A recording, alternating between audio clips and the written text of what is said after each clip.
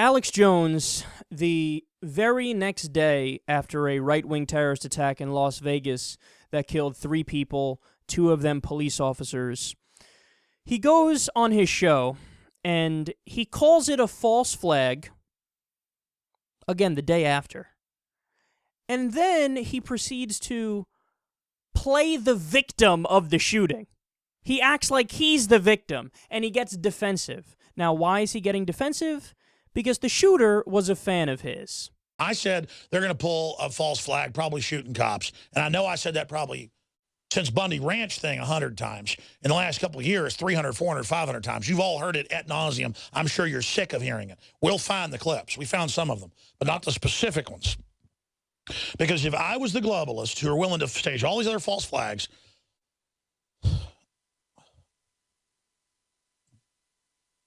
I would have black ops grab these people out of their houses to set up patsies because they fit a profile with their emails, get them in the back of a truck, march them into the Walmart, shoot them both in the head, have an inside job security guy in the Walmart turn the security camera off in that area. This is just one way to do it. I'm not saying this is how it was done. This is just one way to do it. And then you had people, I bet they were dressed up, whoever did it. That's the disguise. The Joker and a lady shoot the cops, then go in, shoot one more for good measure, and then right at the same time, 1 minute later, again, they don't even know why they're there. They get shot in the head. Or maybe they're drugged and you bring them in. They would shoot the patsies, have a few wind-up toy PR actors come out with the official story. The cops won't even know what's going on. The cops are really killed. The citizen was really killed. The so-called shooters are gotten rid of. And now you can project it on to who? Super Patriots, right wing, Tea Party, Rand Paul, Ted Cruz, Alex Jones. Yeah, man, you're a victim. Yeah. I mean, it must suck to be you sitting in your studio as opposed to, the people who actually got killed in the shooting. The idea that somebody can go out here just a few days after the shooting now and spin the story to say, I'm being persecuted by the New World Order, and this is clearly a false flag. Look, that's how you know it's gotten to the point he has no credibility, man. You have no credibility, Alex.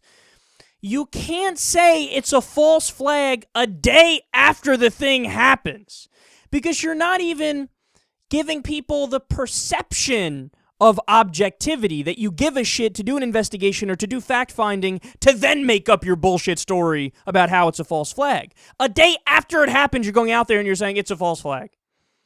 Do you realize how insane that is?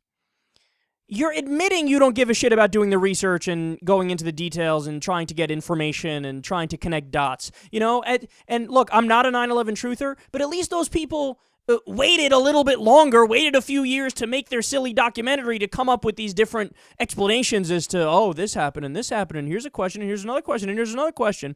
So at least you give the veil of objectivity, that, look, hey, we did some research, that we laid out our case over here, take a look at it if you want. But he's not even doing that.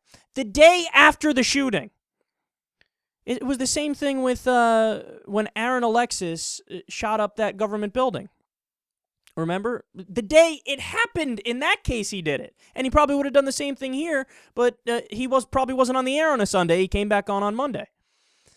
This has happened time and time again now, where he says every single thing is a conspiracy. Any shooting that gets any attention at all, conspiracy.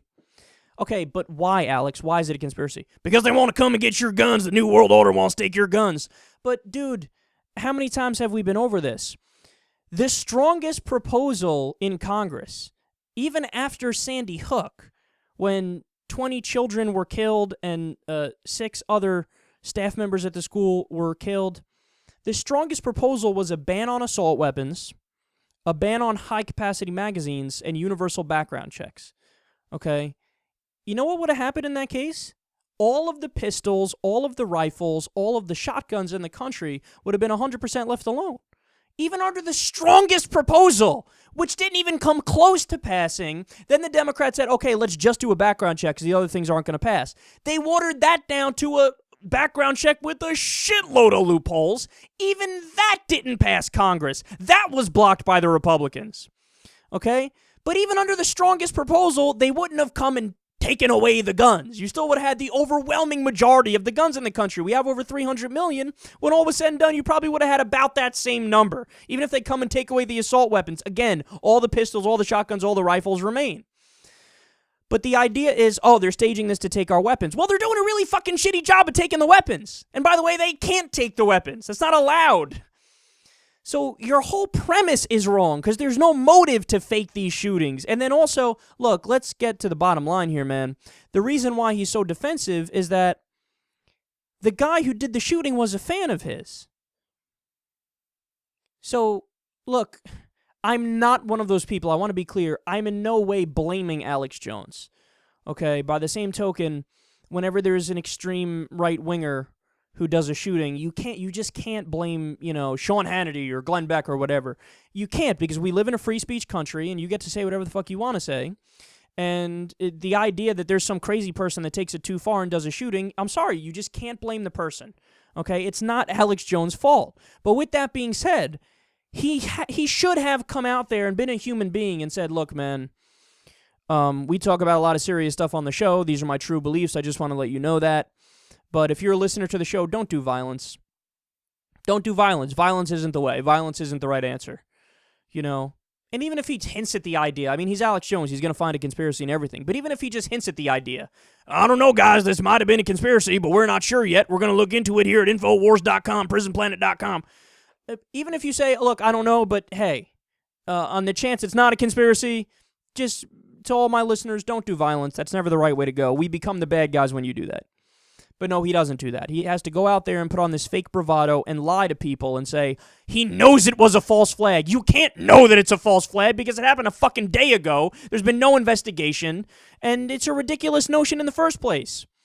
And you go too far when you talk about how you would have done the false flag. Oh, it was definitely a false flag, and here's how they could have done it. Come on, man. Have a little bit of decency.